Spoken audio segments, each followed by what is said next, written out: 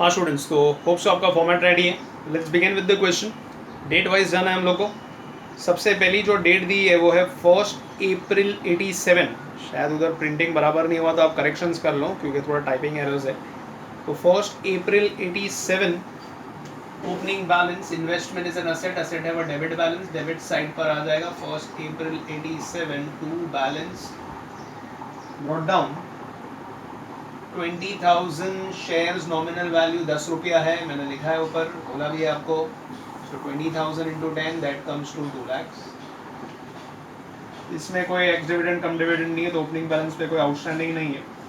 Book value उसका cost दिया है 16 रुपया पर शेयर. तो 20,000 इंटू 16, 16 टू जा 32, 3,20,000.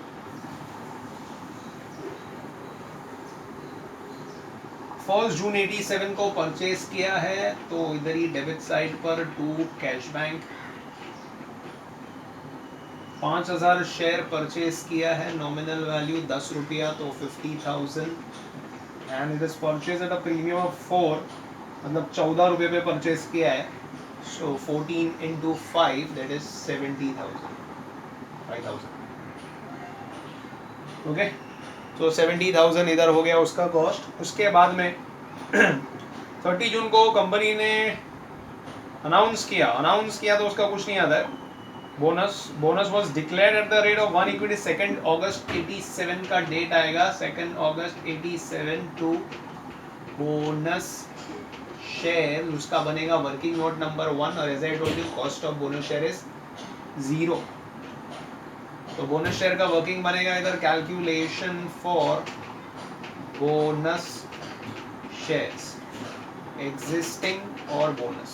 शॉर्ट फॉर्म में लिखा हूँ, आप एग्जाम में फुल फॉर्म में लिख सकते. एग्जिस्टिंग और bonus. Bonus was declared at the rate of 1 equity share for every 5 existing shares held. तो 5 के सामने एक बोनस है तो अपने पास कितने शेयर्स है? 20 और 5, 25,000. तो अपना कितना बोनस बनता है? Cross multiply 25 into 1 divide by 5. तो 5,000 शेयर बनते हैं बोनस के. तो खाली नॉमिनल वैल्यू कॉलम में आएगा. उसके बाद आगे बोला है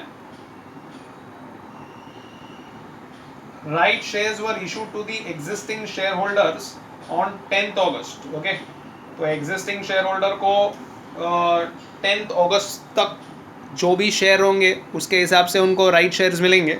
और ये सब राइट शेयर उसको पैसा कभी भरना है उसका तो हम वही डेट लिखेंगे. It is 30 September 87. Right shares 50% उसने खरीदा तो जैसे नॉर्मल परचेस करते वैसे ही आएगा. बट कितने राइट शेयर्स है उसकी वर्किंग नोट इधर कैलकुलेट कर लेते हैं. This is calculation for right shares existing और राइट्स. रेशियो क्या दिया हुआ है राइट शेयर्स का students? 1 share for every 3 shares held. 3 share के सामने एक राइट शेयर्स मिलेगा. और ये राइट शेयर्स लोग ने डिक्लेयर कभी किया, इशू कभी कर रहे हैं 10 अगस्त को. 10 अगस्त बोलेगा तो बोनस शेयर भी आ जाता है बिकॉज बोनस शेयर 2 अगस्त में ऐड हो गया अकाउंट में. सो 10 अगस्त को मतलब अपने पास कितने शेयर्स हो गए? 20,000 शेयर हो गए. बोनस शेयर भी आ जाएगा. सो अपना कितना राइट शेयर्स बनता है? सो 20,000 इंटू 1 डिवाइड बाय 3 बराबर है. सो 20,000 शेयर्स. ओके, तो यहाँ पर हम लोग को कैलकुलेट करना होगा.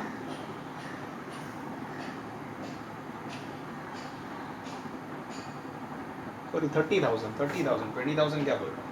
30,000 25 ना, हाँ वही मैं बोला 30,000. तो अपना बनता है 10,000. अभी इसमें से 50% परचेज किया तो 50% परचेज मतलब 5,000 परचेज किया और 50% सोल्ड किया. तो सोल्ड वाला पार्ट तो चुपचाप इग्नोर. जैसे मैंने आपको बोला एंट्री आती है P&L अकाउंट में, वो अपने अकाउंट बना रहे नहीं है तो दैट इज वाई इग्नोर. सो हमारे खाली किधर रिकॉर्ड होगा? डेबिट साइड पे जितना परचेज किया तो 5,000 शेयर्स परचेज हुए तो जितना परचेज हुआ नॉर्मल परचेज रिकॉर्ड करते वैसे रिकॉर्ड करेंगे. सो नॉमिनल वैल्यू 50,000 और कितने में? 15 रुपए के दाम से कंपनी दे रही है तो 75,000. ओके, सो 15 रुपए के दाम से कंपनी दे रही है 75,000. बराबर है इतना? क्लियर है इतना? जो राइट्स उसने बेचा उस पर उसने प्रॉफिट किया है, उधर उसके फ्रेंड को ₹1.5 पर शेयर प्रॉफिट किया, बट वो जैसे मैंने आपको बोला तो वो तो किधर रिकॉर्ड हो जाएगा, P&L account. When we are not preparing P&L account, that is why it is ignored for our question. उसके बाद में डिविडेंड की बात हो रही, ओके, डिविडेंड मिल रहा है उसको, ओके, 31 मार्च 87 मतलब पिछले साल का 86-87 का 15% डिविडेंड मिल रहा है, और वो डिविडेंड मिल रहा है 20 अक्टूबर को। डिविडेंड मिलेगा तो इनकम में क्रेडिट साइड पे रिकॉर्ड होगा, तो इधर आ जाएगा बाय कैश बैंक ब्रैकेट में dividend received working note number 3। अभी स्टूडेंट जरा ध्यान दो, very important, calculation for dividend. Okay, कौन से ईयर का मिल रहा है तो मैं इधर ब्रैकेट में लिख लेता हूँ, it is for the year 86-87 वाले साल का मिल रहा है। अभी टोटल शेयर्स आज अपने पास कितने हैं वो कैलकुलेट कर ले इधर। सो 25, 30, 35,000। 35,000 में से ओपनिंग बैलेंस है 20,000, परचेज जो किया हुआ है वो है 5,000, बोनस जो है वो है 5,000, और राइट शेयर्स जो है वो है 5,000। अभी सबसे पहली बात तो कंपनी डिविडेंड दे रही है कौन से वाले पीरियड का, वेरी इंपॉर्टेंट है, प्लीज ध्यान दो। 86-87 वाले साल का दे रही है, पिछले साल का। तो पिछले साल जो भी शेयर एग्जिस्ट करते हैं पहले तो उस पर डिविडेंड बनता है। जो शेयर एग्जिस्ट ही नहीं करते पिछले साल तो उस पर तो डिविडेंड मिलेगा ही नहीं। तो पहले तो उसको शॉर्टलिस्ट कर दो, किस पे मिलेगा किस पे नहीं मिलेगा, फिर डिसाइड करते कि वो प्री है क्या पोस्ट है। तो पहले तो किस पे मिलेगा। अभी ओपनिंग बैलेंस मतलब पिछले साल से कैरी फॉरवर्ड हो रहा है, मतलब पिछले साल ये शेयर था, एग्जिस्ट था, तो इस पर डिविडेंड मिलेगा। हाँ सर मिलेगा, यस वेरी गुड। ये परचेस किया है, कभी परचेस किया है 1 जून 87, करंट ईयर में परचेस किया है। तो किसी से परचेस किया है मतलब पिछले साल ये शेयर किसी और के पास था। इन शॉर्ट मैं बोल सकता हूँ लास्ट ईयर किसी और के पास था, तो शेयर तो एग्जिस्ट करता था, यस सर, इस पे डिविडेंड बनता है, यस सर। बोनस शेयर्स और राइट शेयर्स कब मिल रहे हैं, 2 अगस्त 87, 30 सितंबर 87, और ये कंपनी ने डिक्लेयर ही कभी किया, ये साल में ही डिक्लेयर किया और ये साल में ही इशू किया। मतलब लास्ट ईयर ये शेयर थे क्या, मेरे पास थे नहीं, किसी और के पास थे नहीं, अरे ये तो कंपनी ने नए ही दिया है, डिक्लेयर ही ये साल में किया। मतलब मैं बोल सकता हूँ उसकी तो बर्थडे ही क्या है, ओके, 2 अगस्त 87 एंड 30 सितंबर 87, या इन अदर वर्ड्स कंपनी ने डिक्लेयर मतलब इसके बारे में सोचा ही कभी, इसके बारे में सोचा, ओके। यहाँ पर क्वेश्चन में बोला है 30 जून 87 और 86-87 मतलब टिल 31 मार्च 87 तक तो कंपनी के भी जहन में नहीं था, कंपनी के भी दिमाग में नहीं था कि ये शेयर देने अपने को आगे जाकर, ओके। तो मतलब ये ना ही मेरे पास था ना किसी और के पास था, तो इस पे तो सबसे पहली बात तो डिविडेंड बनता ही नहीं है। तो बोनस एंड राइट शेयर्स तो पैदा ही ये साल हुए, तो पिछले साल तो थे ही नहीं भाई, तो उस पर तो मिलेगा ही नहीं फॉर श्योर। ना ही मेरे पास था ना ही किसी और के पास, ये मेरे पास नहीं था पर किसी और के पास तो था ना, पर बोनस और राइट्स तो किसी के पास नहीं थे, नए तो कंपनी ने निकाले ये सब, तो वो ₹2 नहीं मिलेगा, ये बहुत इंपॉर्टेंट है। अब बचते दो, शॉर्टलिस्ट 2 हुए, तो अभी डिसाइड करना है क्या प्री है क्या पोस्ट है। तो अभी सबसे पहली बात तो ओपनिंग बैलेंस, मतलब ये पिछले साल हमारे पास था, मतलब can we say we were the owner in the last year, और लास्ट ईयर का डिविडेंड मिलता है तो हमको ही मिलना चाहिए, वी वर दी ओनर्स, हम ही उसके हकदार है, तो it is our normal dividend income, या इन अदर वर्ड्स मैं बोल सकता हूँ it's my normal routine income. और नॉर्मल रूटीन इनकम या मैंने कभी खरीदा उसके बारे में क्वेश्चन में नहीं बोला है, तो कभी भी खरीदा मतलब जब का डिविडेंड दे रहे, आई अज्यूम दैट कि मैंने उससे पहले ही खरीदा, तो in other word this is my post acquisition dividend, तो ये मेरा नॉर्मल डिविडेंड इनकम है, डिविडेंड कॉलम में ही आएगा। वेरएज ये मैंने खरीदा ये साल में बट डिविडेंड मिल रहा है पिछले साल का, तो पिछले साल मैं ओनर नहीं था फिर भी मुझे मिल रहा है, okay. So that ultimately reduces my cost of investment. तो ये मैं बोल सकता हूँ मेरे खरीदने के पहले के पीरियड का है डिविडेंड मिल रहा है, दैट इज प्री एक्विजिशन, तो ये मैं किधर रिकॉर्ड करूंगा, कॉस्ट कॉलम में रिकॉर्ड करूंगा, ओके। सो अभी फाइनली मेरा डिसाइड हो गया, और डिविडेंड का रेट कितना दिया हुआ है स्टूडेंट्स, उधर क्वेश्चन में कंपनी ने जो डिविडेंड डिक्लेयर किया है उसका रेट कितना दिया हुआ है, 15% दिया हुआ है। तो 15% आपको कैलकुलेट करना है, ओके। 2 लाख पे कैलकुलेट करेंगे 15%, तो 2 लाख का 15% that comes to 30,000, that is my normal dividend income. और 50,000 नॉमिनल वैल्यू पे 15% कैलकुलेट करेंगे तो 50,000 का 15% 15 फाइजा 7,075 होता है वैसे, तो ये हो जाएगा 7,500। ओके, तो 7,500 रुपया that ultimately reduces my cost of investment, तो वो यहाँ पर कैलकुलेट हो जाएगा। तो calculation for dividend at the rate 15% बोला हुआ है। तो 50, ये तो शेयर्स हैं स्टूडेंट्स, ये 35,000 शेयर्स है, अपने नॉमिनल वैल्यू पे कैलकुलेट करना है। 2 लाख का 15%, 50,000 का 15%। Okay, so that will be recorded. So pre acquisition will be recorded in the cost column, whereas post acquisition will be recorded in the dividend column. Opening balance मतलब post और जो purchase किया that is pre. I hope so आपको ये concept एकदम ही clear है students. यहाँ ही गड़बड़ होती है, यहाँ ही कन्फ्यूजन होता है, तो please do practice it thoroughly. उसके बाद अगर आगे जाएंगे तो वहाँ पर सोल्ड किया हुआ है, कितना सोल्ड किया, तो 2,000 equity shares are sold at a premium of 3, मतलब 13 रुपये के दाम पे सोल्ड किया 1 नवंबर 87, वो इधर ही आएगा, sold is our income. So by cash bank bracket में सोल्ड, कितना सोल्ड किया है 20,000। Okay, nominal value 2 lakh, sold किया है कितने पे 13 रुपये के दाम से, तो 2,60,000, 13 2 26 सोल्ड किया। तो क्या चेक करना पड़ेगा students, profit and loss. So profit and loss calculate करते हैं, let us calculate profit and loss. तो हो जाएगी अपनी working note number 4, calculation for profit and loss on cell of investment. वही वेटेड एवरेज कॉस्ट से करना है, फॉर्मूला आपको पता है, total amount divided by total units into units sold, that is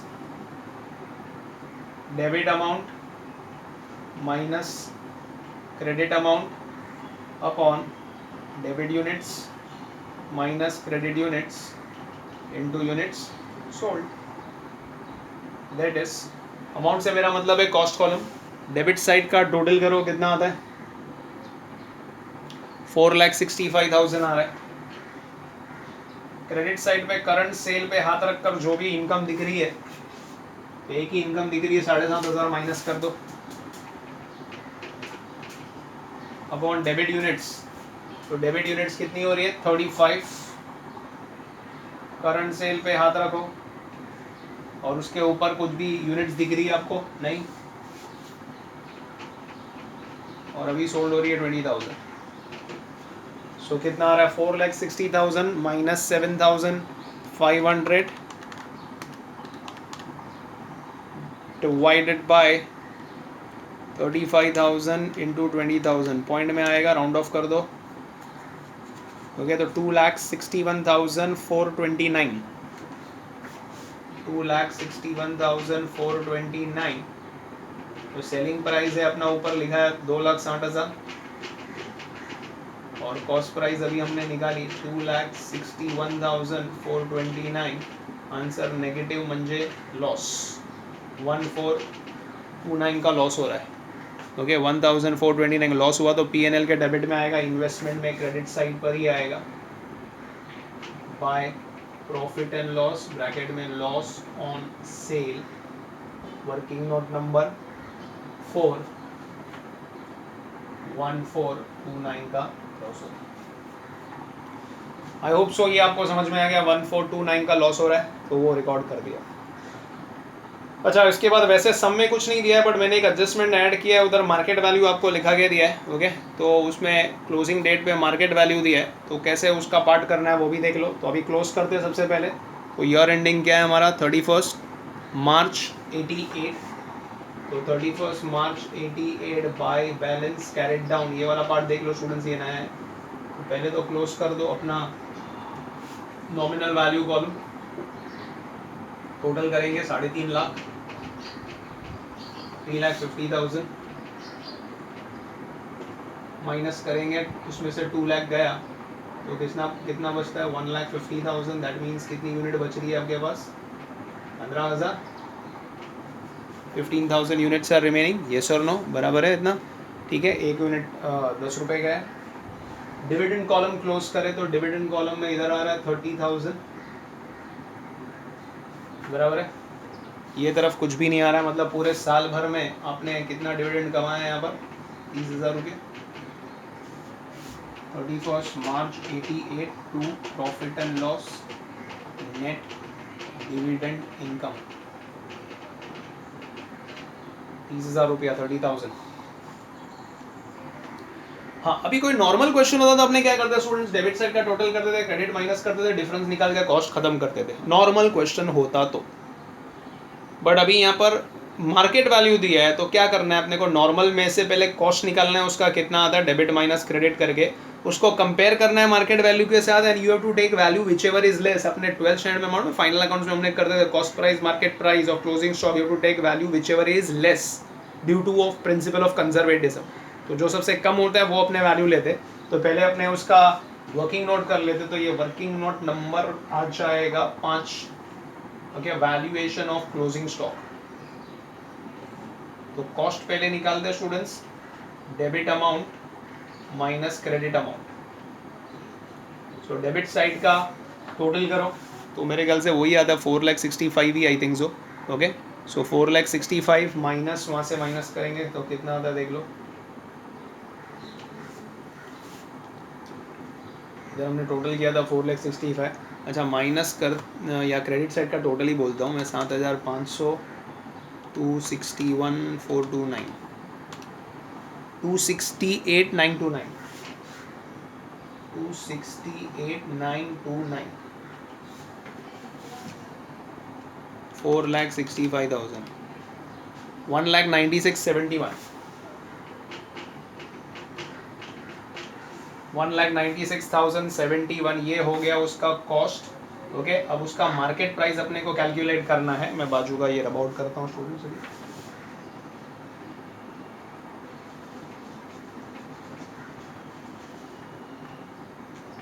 market price 15,000 unit है और मार्केट प्राइस आपको लिखा के दिया 13 रुपया चल रहा है मार्केट प्राइस, मैंने आपको लिखा के दिया था। सो 15,000 इंटू 13 मतलब आज मार्केट में इसका वैल्यू है 1,95,000। You will compare this both and you will take value whichever is less। तो अपनी खरीदारी अपने को घर में पड़ रहा है 1,96,71 में, बट मार्केट में उसका प्राइस है 195, तो हम लोग इधर रिकॉर्ड करेंगे 1,95,000। तो अपने को अगर आज बेचेंगे तो नुकसान हो जाएगा, लॉस हो जाएगा, और अपना बुक्स बोलता है all possible losses are to be shown in the books of account. Okay, so कितना लॉस हो जाएगा, डिफरेंस कितना है, तो 1071 1,96,71 और 1,95,000। या तो ऐसा डिफरेंस लो या यहाँ पर बैलेंसिंग फिगर लो, जैसे भी आपको जमता है आप ले लो, आंसर वही आएगा। तो 1,071 जो लॉस हो रहा है तो that will be transferred to 31 March 88 by profit and loss, bracket में loss on valuation and working note number 5 में आ जाएगा। तो 1,071 का लॉस हो रहा है, तो अगर आज उसको मार्केट में सोल्ड करेंगे तो आपको 1,000 रुपये का अप्रॉक्सीमेटली कुछ नुकसान हो जाएगा 1,071 का। आई होप सो ये आपको समझ में आ गया। तो अगर नुकसान होगा तो 1,071 का लॉस होगा आपको। तो when ever market value is given calculate the cost by the normal method. अपने नॉर्मली यही लिख डालते थे, debit total minus credit total, but market दिया है तो मार्केट भी निकालना है, दोनों को कंपेयर करना है, जो सबसे कम है वो लिखना है और डिफरेंस आएगा वो ऊपर रिकॉर्ड होगा। या अगर वो डिफरेंस का भी प्रॉब्लम नहीं चाहिए तो या तो टैली होता तो ठीक है, अगर टैली नहीं होगा तो डिफरेंस आएगा, तो that is loss on valuation. Difference नहीं आएगा तो देयर इज नो लॉस, क्योंकि profit we don't record, we record only loss, all the possible losses. 1,071 is recorded, profit only when it is realised. तो important question इसमें जहाँ mistake होती है वो डिविडेंड वाला ही था, तो डिविडेंड वाला आप याद रखो। तो कंपनी डिविडेंड उसी पे देंगी जो एग्जिस्ट करते थे, तो बोनस एंड राइट शेयर्स तो पिछले साल एग्जिस्ट ही नहीं करते थे, तो उस पर तो कुछ नहीं मिलेगा। तो ओपनिंग बैलेंस और परचेज पे मिलेगा। ओपनिंग बैलेंस तो आप ही ओनर थे लास्ट ईयर, तो आपको डिविडेंड मिलना चाहिए, आपका हक बनता है, तो नॉर्मल डिविडेंड कॉलम में आपकी नॉर्मल डिविडेंड इनकम है। वेरस जो परचेज किया है वो आपने ये साल किया, लास्ट ईयर किसी और के पास था, बट आज आपको मिल रहा है बिकॉज आज आपके पास है, आप उसके एग्जिस्टिंग होल्डर हो। तो that is like a pre acquisition, हमारे खरीदने के पहले के पीरियड का डिविडेंड है, दैट इज़ वाई उस पर डिविडेंड मिलेगा। So that is ultimately reducing our cost of purchase, so it is recorded in the cost column, yeah, in other words pre-acquisition in the cost column and post-acquisition in the dividend column. So in short, opening balance और purchase पे ही dividend मिलेगा, bonus और right पे नहीं मिलेगा। Cell का तो वैसे ही नॉर्मल एंट्री जो फर्स्ट मेथड में हमने की थी. क्लोजिंग स्टॉक वैल्यूएशन नया था तो नॉर्मली अपन डेबिट माइनस क्रेडिट करके क्लोज करते, बट यहाँ पर मार्केट प्राइस या तो compare with market price you will take value whichever is less. तो please do thorough practice of this. This is the second method. Entire all concepts are covered, एक भी छोड़ा नहीं हो स्टूडेंट्स. ये सब भी अगर बराबर आ गया तो आपको सेकंड मेथड आ गया. बस फिर बाकी सब में नाम नंबर अलग रहेंगे, बाकी चीजें वही है, कॉन्सेप्ट वही जाएगा. So please do practice. So by this we complete the investment wala part. Abhi last chapter which is remaining. So in the next video we'll complete that chapter. Hope so students. Okay, you all have followed. Please do practice. Any doubts, queries, you all are always welcome. Call me and ask your doubts and queries. Goodbye students. Please take care. Bye. All the best.